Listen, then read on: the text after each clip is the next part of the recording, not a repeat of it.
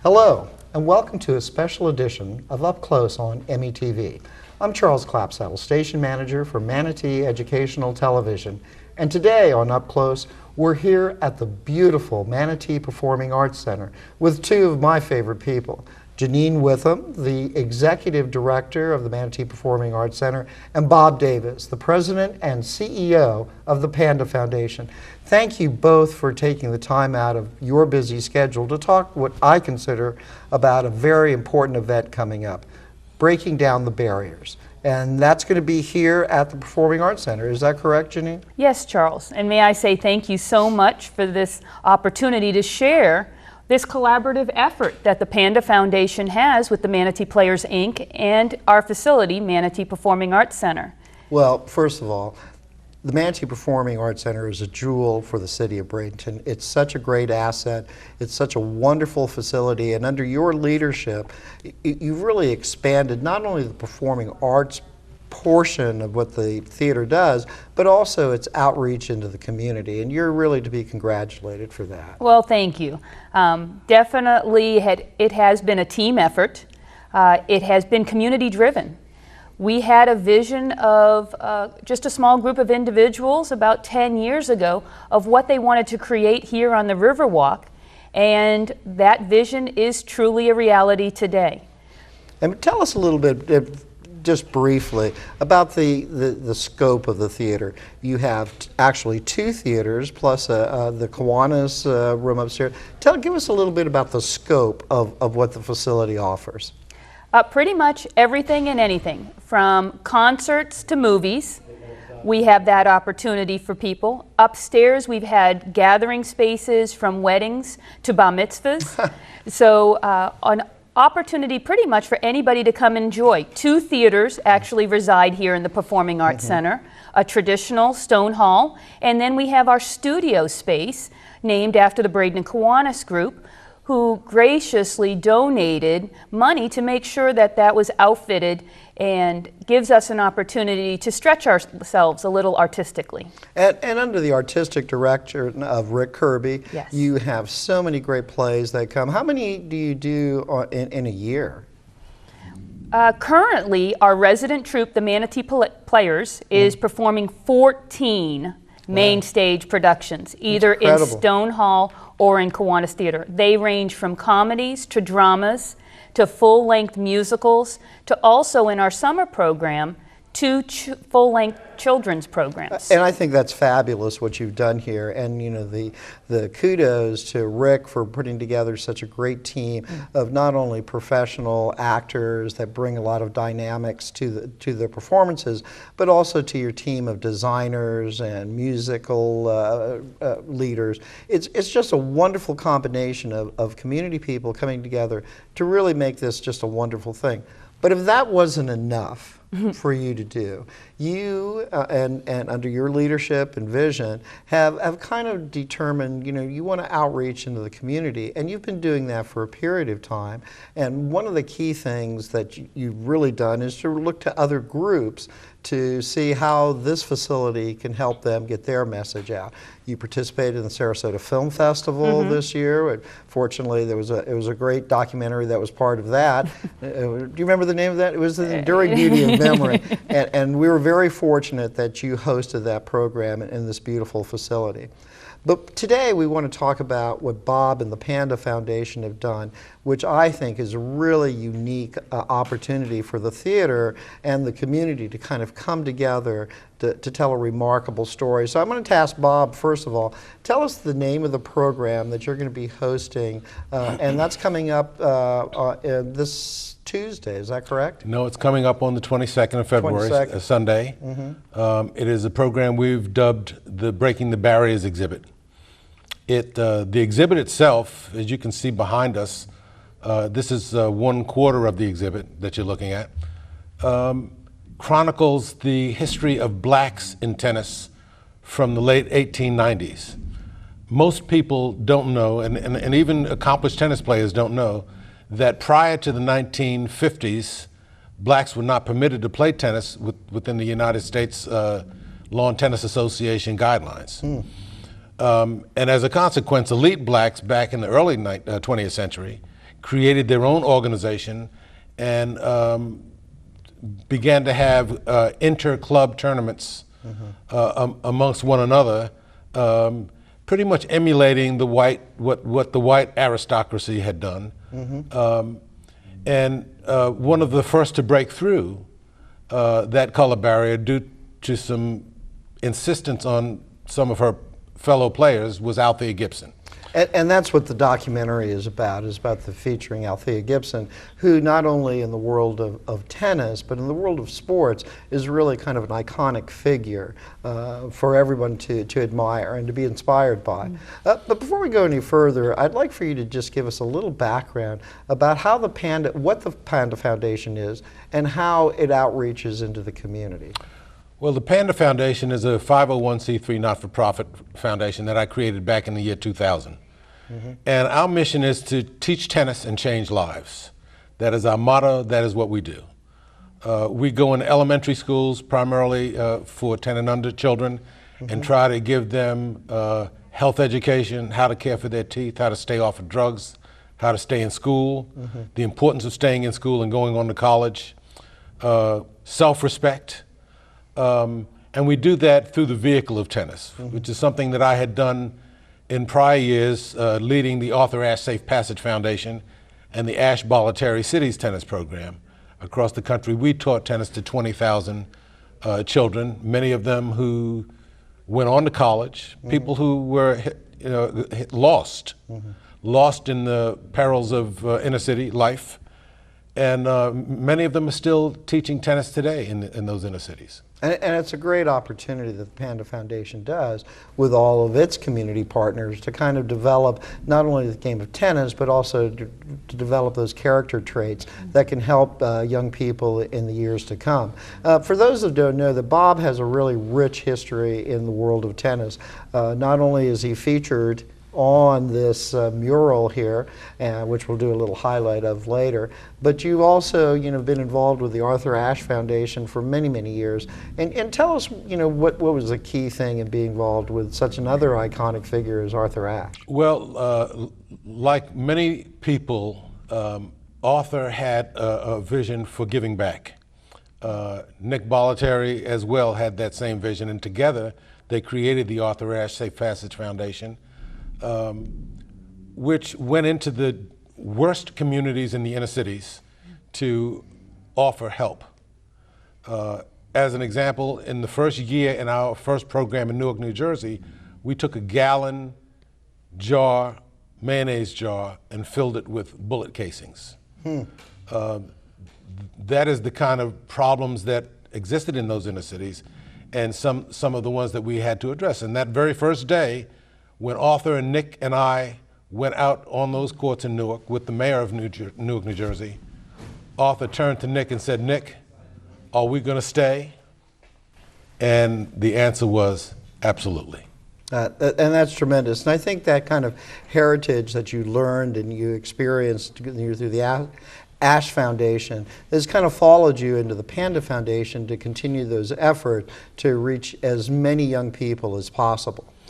And for this special program that you're doing, which kind of is a documentary, full-length documentary about Althea Gibson, and the name of the documentary is? Althea. Althea, which is, simple, eloquent name. When Bob approached you about having this as an opportunity, tell us, Janine, a little bit about how this fit into the larger mission of what the Manatee Performing Arts Center does. It was right in line with strategically what we were trying to accomplish and even plan for next year. So when Bob and Dr. Melvin Price came to me with this opportunity to show just a documentary, actually the minds got together, sat around a table and said, how can we do more? How can we educate more of the importance of not just historically what has happened, and remind people that there was a time when people, for whatever reasons, couldn't do what they really wanted to do or what they did best. And not only does this give us an opportunity to remember those things in Black History Month, but it gives us an opportunity to reach out to our community and look for our own barrier breakers. And so right in line with our vision for outreach for the Manatee Performing Arts Center, we saw an opportunity to say, let's open our doors to those people who have broken barriers in our community and give them a stage in order to share their stories so that other generations won't forget them. And I think that's important too. I think the audience that you'll have for the actual documentary will be thrilled and inspired by the full-length documentary. But at the same time, if that wasn't enough, you're also offering this additional input from the community by your barrier breakers. And I want to take a minute about that, because that's going to be a full discussion after the film about people in our community who have made a difference.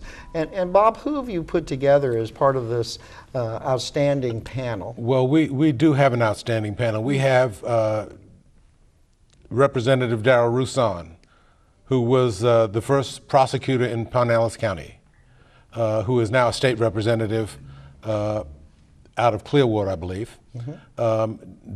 We also have Henry Lawrence, who was a two-time Pro Bowl. Three-time, excuse me, three-time Pro Bowl, two-time Pro Bowl, three-time Super Bowl.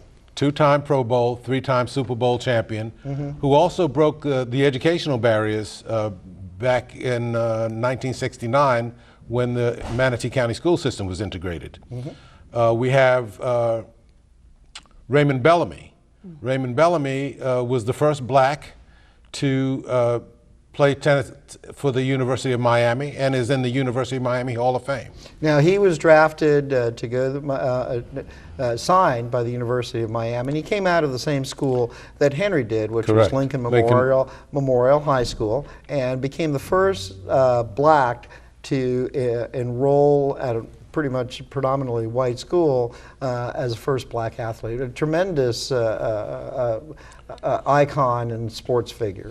We also have Coach Eddie Shannon, who is an icon in Manatee County as well, very much a part of the breaking the segregation barrier in the school system, but also happened to coach Althea Gibson at FAMU, which is also, by coincidence, Henry Lawrence's school.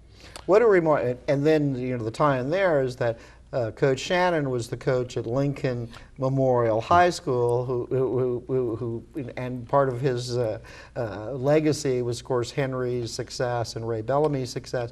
So Coach Shannon actually coached Althea. He did. What a remarkable story is that? That is quite a remarkable story. We have not only, we also have Sherry Price, Dr. Melvin Price's daughters. Both his daughters were the first Blacks to play for the University of Southern Mississippi. Sherry, who will be here on that evening, not only was the #1 player in singles and in doubles for 4 years, but led them to another #1 ranking. First 2 Blacks to play for the University of Southern Mississippi. And I think that's a tremendous panel right there, to have that kind of leaders in the community. And as Janine said, they are indeed barrier breakers, and I think it's going to be a very inspirational discussion after the film is over, to see how people indeed have made a difference in time. And this was only a few short years ago. You were talking the 60s and the 70s and the 80s. People think that's ancient history. It's not really. So Janine, one of the things that came to my mind as this was being put together is that your outreach and your vision for the theater continues to expand. How can we be a better asset? What else can we do? How can we draw community people in? Those were the kind of key things that's been part of your strategic vision for a long time. And why is it important to have that kind of vision, to pull the community in, to do things such as the Althea Documentary, the Breaking the Barriers discussion? In a few short words, because it's the right thing to do.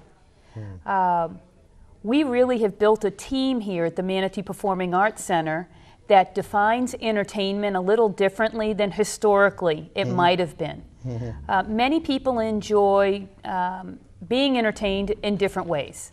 And what we've had the opportunity to do is to allow people to come in and be entertained either through a film or through a concert or through a ballet and learn something, educate themselves, inspire them to either be better citizens, to go out and tell other people about how they felt. But truly it's about the emotional experience that we want to really get outside of our walls and make people feel good about themselves again and what our community's doing. So our vision really does try to broaden the reach because we want more people to feel good. People who feel good create stronger communities. Stronger communities create better opportunities for everyone. And I think that's all what the Manatee Performing Arts Center is all about. And I can see, and Bob, please jump in, this piece, the documentary and the follow-up discussion, would be really important for young people and their families to be able to attend, not only to see local legends, but also to be inspired by the efforts of someone like Althea, who made such inroads in the tennis world. Well, Althea was also a role model in many different ways. I mean, talk about second chances. Althea didn't graduate from high school till she was 22. She graduated from college when she was 27. Althea grew up in a very rough and tough community. And that rough and tough introduced her to how she was going to live the rest of her life. And she was a tough tennis player. And I've hit against her, so I can tell you, she was one tough woman. And it was a pleasure to see her recognized by this video. I contributed to the production of the video, and it is an absolutely beautiful, beautiful thing. Well, and I think that, so many people would be, well advised to be able to attend. First of all, let's go back a moment. And when is the screening, and when can people get tickets, and how can they get tickets? Janine? Well, tickets are available now. They can call our box office, and we have people standing by on phone.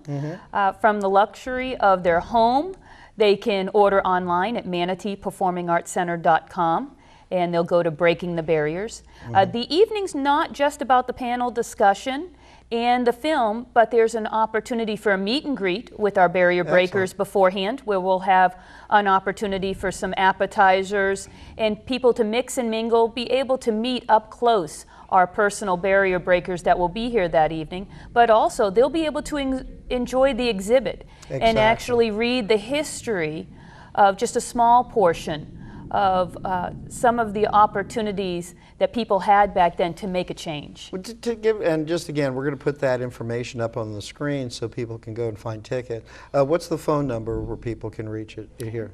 748-5875. I want to take a few minutes, if we could, to talk about this wonderful exhibit that's part of the theater here.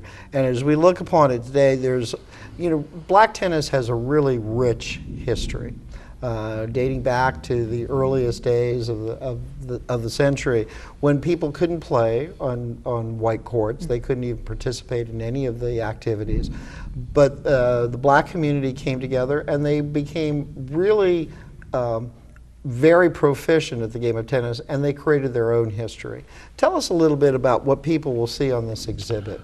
Well, the Breaking the Barriers exhibit chronicles the beginning of tennis, which is about 1898. Booker T. Washington, for those historians, created one of the first tennis programs at colleges at Tuskegee University. The American Tennis Association was formed in 1916, and it is the oldest black sports organization in America. Right, even as we stand today, it's about to celebrate its centennial anniversary in next year.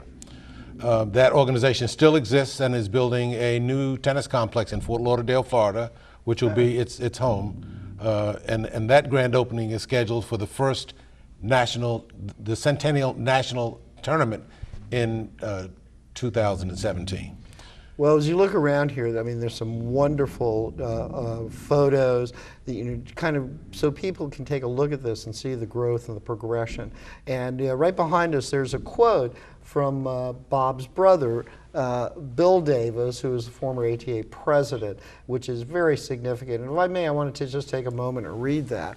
I'm sure that black players today don't know much about the history of black tennis. They haven't witnessed the hardships, the dangers, the anguish. The baton has been passed, but they don't know where the baton came from. And I think by seeing this exhibit and participating perhaps in the discussion, maybe, you know, that rich history can come out. Well, we're hoping so. The current president of the United States Tennis Association, Katrina Adams, visited a club in Los Angeles 2 years ago. And she asked a group of children, how many of you know who Arthur Ashe is? Raise your hands. Not one hand was raised. So it's very easy to forget your history, and that history is so important. You know, the people that broke these barriers, like Althea, and like other people, other whites who fought to get blacks the opportunity to play. You know, we really want to recognize them too, and they are recognized on this Breaking the Barriers exhibit. And these exhibits are out throughout the hall of the theater, so people can go from one hallway to the other and see and kind of get a different feel for as progression. And for those of you who are watching, there's a picture of a young Bob Davis. I think he was like around 12 or something, but with his brother, who were the doubles champions of the ATA for a period of time. And it's a really significant achievement for Bob to achieve. So we're kind of winding down here a little bit, and I want to go through a couple of other items. Janine, what are the key things that you've talked about, not only from your artistic but the entertainment thing, is the great community support that you've enjoyed here at the Manatee Performing Arts Center? Performances are sold out. You have such a rich variety of different programs that people come in. And that's part of it. That's your base. That's your cornerstone. But you continue to find new ways, new and innovative ways, for the theater to outreach. And you're really to be applauded for that. What other things do you see on the horizon that can kind of follow Breaking the Barriers? Manatee Art and Lecture Series. Tell us a little bit about that. The partnership that we have with the Manatee Library Foundation, where we're bringing in currently, this up-and-coming season, we'll be bringing in Florida-based authors to share the stories of not only what they're writing, but the process in which they write, and sharing that with an audience. You never know who may be inspired to be that next New York bestseller. That's a great idea. And you have several authors that are participating? We have 3 that are up and coming. All that information, I'm looking forward personally to Lisa Unger. But those who are avid HBO watchers will enjoy the author who wrote the Dexter series. Will be here during the month of July. And so again, providing not just traditional theater, but an opportunity for somebody to take the stage, share a story, and inspire. Next year, we're looking forward to a really unique program that we're going to be launching. And actually, in a soft way, we're launching it right now through Breaking the Barriers, where we've chosen social relevant, inspired information, I guess, but from humane, animal rights and activism to sharing the story of To Kill a Mockingbird. We'll be partnering with nonprofits and collaborating with those who really do meet the needs of those social, relevant, important issues that we deal with on a day-to-day basis. And so actually the partnership with the Panda Foundation is the springboard and the launch. I don't want to say that we're learning all the right things and the wrong things to do, but working with Mr. Davis has been wonderful because it's given us insight of how can we reach more people to tell a better story and to let people in our community and regionally. I mean, the expectation for the audience on February 22nd to come and enjoy this is really a regional impact. And I couldn't agree more. And I think you are like a community meeting house, for the lack of a better term. Your initiatives and vision of bringing this together. And it can't be said that you also, the Manatee Performing Arts Center, just hosted Stephen King here, which he absolutely loved the theater to a sold-out show. It's a beautiful facility. It has all the capabilities to do to screen a documentary or to do a live action discussion or theater. So you're covering all the bases, and you're really to be congratulated, Janine, for your efforts and initiatives to outreach and to tie this community together, because this is indeed a focal point for the entire area and the entire region. It's a wonderful performing arts center, and you couldn't ask for a better partner to kick this off than Bob Davis. And Bob, again, as we wind down a little bit, I want you to tell people why it's important for this community to participate in breaking the barriers upcoming on February the 22nd. Well, as I said before, I believe that it is important to know about your history. And most of the people I play tennis with weekly, I play tennis 3 times a week. Most of the people do not know that there was, although I played in the U.S. Open, most people do not know that prior to my entry and a few others, we were not permitted to play in any tournaments in the U.S. And I think it's important to see how far we've come and still how far we have to go. And I think all of the barrier breakers that are going to be here that evening will show you that it was tough. It was challenging, but they kept their nose to the grindstone and they persevered and they succeeded, and anybody can do it with the right focus and determination. So it's an evening of not only an inspirational documentary, but get a chance to meet up close and to hear from those local barrier breakers who have really made a difference in our community, in our region, and in the country. So Jean, I'm going to give you the last word. So how do people find out? What's the date again? And what are ticket prices? $30 gets you a Very whole, reasonable. Yes, thank you. A whole evening of enjoying the exhibit and getting to meet up and close our barrier breakers, the panel discussion, the documentary, and those who would like to stay on February 22nd will also have a screening of the Oscars There you go. live on our screen afterwards. Oh, so that's great fun. we hope that people will come out, be inspired, and enjoy a full evening at a wonderful gatherings place, the Manatee Performing Arts Center, and really take away with them not just a bit of history, but also a portion of inspiration. And I think that's key, because the Manatee Performing Arts Center, as a theater company, continues to provide that inspiration. And these type of programs that you've initiated and have developed will certainly kind of become that focal point for the community for years to come. And you're really to be congratulated on that.